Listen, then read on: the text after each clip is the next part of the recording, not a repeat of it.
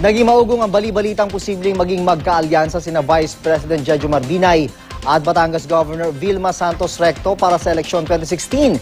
Yan ay matapos sila magpulong para sa isang proyekto sa Batangas. Balitang hatid ni JP Soriano.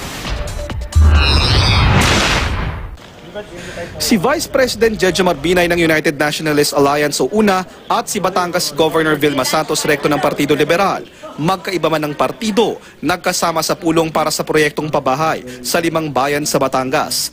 Kaya ang alingas-ngas ng posibleng tambalan sa 2016 presidential elections na iniulat ng ilan sa media, nabuhay.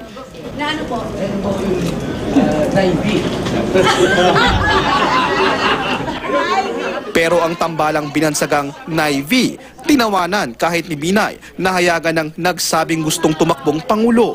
May pala naman kami, pinunta ko dito magtrabaho. Hindi naman katunayan, nag-umpisa't natapos yung pagpupulong. Hindi naman na nasagian man lamang yung isyong Binay Vilma. Tahimik naman si Governor V tungkol sa plano sa 2016. With all honesty, itong meeting is nothing political. And if you will ask me about 2016, I am not even entertaining it yet at this point in time. Batangas muna.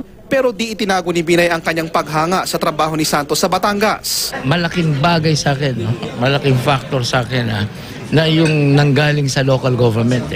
Kasi yung local government, mga executive yan executive department yan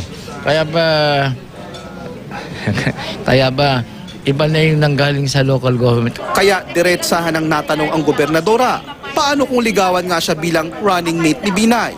Hindi ako sumasagot sa nanliligaw hanggat hindi nagsasalita. Masasagot lang ako, nililigawan ako niyan pag nanligaw na. Pero hanggat hindi nanliligaw, basta dyan, baka ako mapahiya.